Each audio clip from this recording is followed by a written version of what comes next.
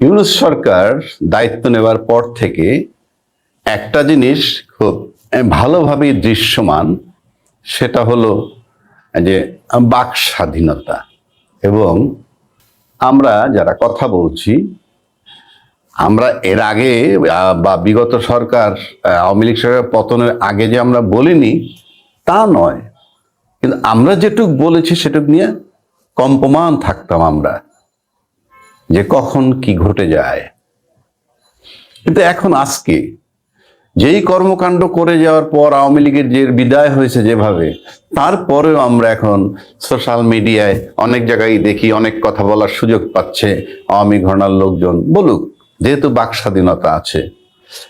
কিন্তু অনেক জায়গায় দেখি এমন কথা হচ্ছে আগের সরকারই ভালো ছিল, কিংবা আগেই ভালো ছিলাম, মানে এই জিনিসটা এস্টাবলিশ করতে চায়। এটার কারণ হচ্ছেই যে ইউনূস সরকার সব দিক থেকে ব্যর্থ, এবং তার ব্যর্থতা নিয়ে কথা বলে নাই এমন কেউ নেই। আর আমি ব্যক্তিগতভাবে আমি অবশ্যই সমালোচনা করি যে কোনো ব্যক্তি বা যে কোনো গোষ্ঠীর বা যে কোনো দলের, যে কোনো সরকারের। কিন্তু প্রশ্ন হচ্ছে, আমার কাছে যেটা আমি রিজনেবল মনে করি সেটা করি, এবং ভুলও হতে পারে, আমারটা তো অ্যাবসলিউটলি কারেক্ট তা না, মানুষ মাত্র ভুল হয়, তবে কোনো প্ল্যান করা ভুল নয়। আর প্ল্যান করে যেটা করে সেটা ভুল নয়, সেটা তার সিদ্ধান্ত, সেটাই করে। কেন বলছি কথাটা? আগেই ভালো ছিলাম, এই সুরটা কারা তুলতেছে? আগেই ভালো ছিলাম, সিম্পল, খুব জটিল কিছু বলবো না।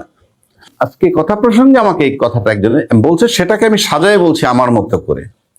বলছে এরকম যে একটা বড় ঘর, মানে বেশ একটা মেস ঘর যাকে বলা হয়, যেখানে মোটামুটি দাপ্তরিক, মানে কি বলে, অফিস আদালতের পিয়ন, মানে প্রাইভেট সেক্টর কিংবা গভর্নমেন্ট সেক্টর, এই টাইপের পিয়ন, ক্লার্ক, এই টাইপের কিছু লোক থাকে, এবং সেটার সংখ্যা হয়তো দেখা গেল 50, 60, 70 জন। তো সাধারণত এই মেসগুলোতে কি হয়, কোঅপারেশনটা কিভাবে হয়? এরা হয়তো কখনো, সাধারণত একজন ম্যানেজার ঠিক করে, কেন, যে সে দায়িত্ব পালন করবে, এরা কিভাবে খাবে বা খাওয়া দাওয়ার অ্যারেঞ্জমেন্ট, বাজার করা, তারপরে মাস শেষে সবার কাছ থেকে টাকা কালেকশন করে যে ল্যান্ডলর্ড তাকে ঘরগুলার ভাড়া দেয়া, রুমগুলা হয়তো 25-30টা রুমে হয়তো 60-70 জন লোক থাকে এরকম। তো এটা ম্যানেজ করার জন্য এমন একজন লোককে দেয় যে এটা করতে পারে, কিংবা তার কর্মের ধরনটা আলাদা, একটু চাপ কম, বা উনি ব্যবসা বাণিজ্য করার জন্য লিবার্টি আছে, টাইম ব্যয় করার মতো এরকম।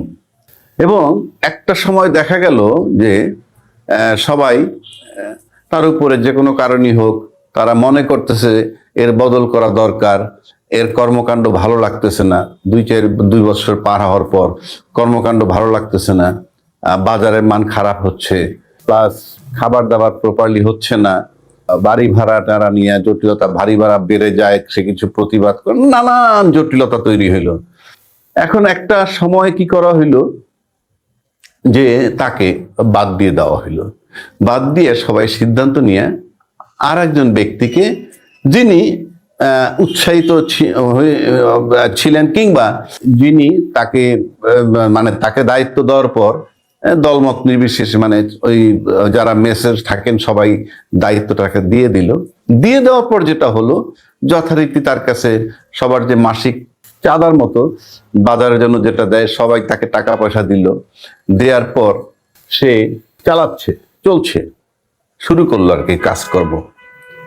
কিন্তু এখন শুরু করতে গিয়ে দেখে যে যখন সে বাজারে যায়, এবং ইতিমধ্যে এটা যেহেতু লোকাল বাজার টাজারে খবর হয়ে গেছে যে আগের যে দায়িত্ব ছিল সে এখন দায়িত্বে নাই, এখন দায়িত্বে আরেকজন আসছে। তো সে যখন বাজারে গিয়ে তরকারি কিনতে যায়, কিংবা মাছ কিনতে যায়, কিংবা মাংস কিনতে যায়, কিংবা অন্যান্য প্রয়োজনীয় জিনিস কিনতে যায়, সব জায়গায় দেখে পাওনা টাকা, তাদের কাছে টাকা পাওনা আছে, অর্থাৎ আগের যে ম্যানেজার ছিল তার কাছে পাওনা আছে।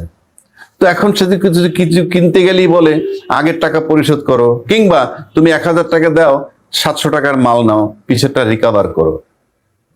সে মহাবিপদে পড়লো। তো এখন কি করবে সে? পরে সে বাজার ছেড়ে দিল, যে এই বাজারে যাবো না অন্য বাজারে যাব। তো অন্য বাজারে গেলে এরা যখন দেখে যে সে এই বাজারে আসে না, তখন তারা তাকে রাস্তায় অপদস্থ করে, যে কি ব্যাপার, তুমি এত বাকি রয়েছে তো তুমি দিলা না, এখন তুমি যাইতেছো অন্য জায়গায়। ওমা, এরপরে আসে পানির বিলের জন্য লাইন কাটতে আসে। কি করছে উনি? পানির বিল প্রপারলি দেয় নাই, অথবা যারা এটা ম্যানেজ করে তাদেরকে কম বেশি কিছু দিয়ে দিয়ে রাখছে, বাকি টাকা পকেটস্থ করছে। বিদ্যুৎ বিলে সে একই ঘটনা, সব জায়গায় ঘাপলা, সে চালাইতে ব্যর্থ হচ্ছে। সে নতুন বাজার করে তাদেরকে খাওয়াবে, নতুন বিল পরিশোধ করে কি বিদ্যুৎ লাইন রাখবে, নতুন বিল পরিশোধ করে কি ওয়াসার লাইন রাখবে, নতুন বিল পরিশোধ করে কি গ্যাস লাইন রাখবে। এই যে একটা পরিস্থিতি, এমন একটা পরিস্থিতিতে পড়ছে মাত্র 15 দিনের মাথায়, তখন কেউ কেউ বলছে আগের ম্যানেজারই ভালো ছিল। তা আমার কাছে মনে হয় যে বাংলাদেশের জনগণ ঠিক বলবো না আমি, জনগণের একটা অংশ যারা এটা নিয়ে যারা বলেন আর কি, এখনো চুপে চাপে আড়ালে যে আগেই ভালো ছিলাম, তারা বোধহয় এই ম্যানেজারের এই যে পরিস্থিতির শিকার হয়েছে ম্যানেজার, সেটা জানেন না, তাই বলতেছেন আগেই আমরা ভালো ছিলাম। এখন চিন্তার বিষয়, আমরা কি শুধুমাত্র সেই সেন্স থেকে বলছি আগেই ভালো ছিলাম? যারা বলছেন নির্লজ্জের মতো, তারা কি বুঝতে পারতেছেন যে পদ্মা ব্রিজের নামে কি করে গেছেন, এলিভেটেড এক্সপ্রেসের ওয়ের নামে কি করে গেছেন, ব্যাংকগুলা কিভাবে লুটপাট করেছেন, দুর্নীতিবাজদের কিভাবে শেল্টার দিয়েছেন, কোটি কোটি ডলার কিভাবে পাচার করেছেন, সেটা সামাল দিতে হচ্ছে কাকে সামাল দিতে হচ্ছে? এই নতুন ম্যানেজারকে। ইউনূস সরকার হলো সেই ম্যানেজার। তাই কথাবার্তা বলার স্বাধীনতা পেয়ে বলে ফেলছেন আগেই ভালো ছিলাম। খাবে না, দোপে টিকবে না।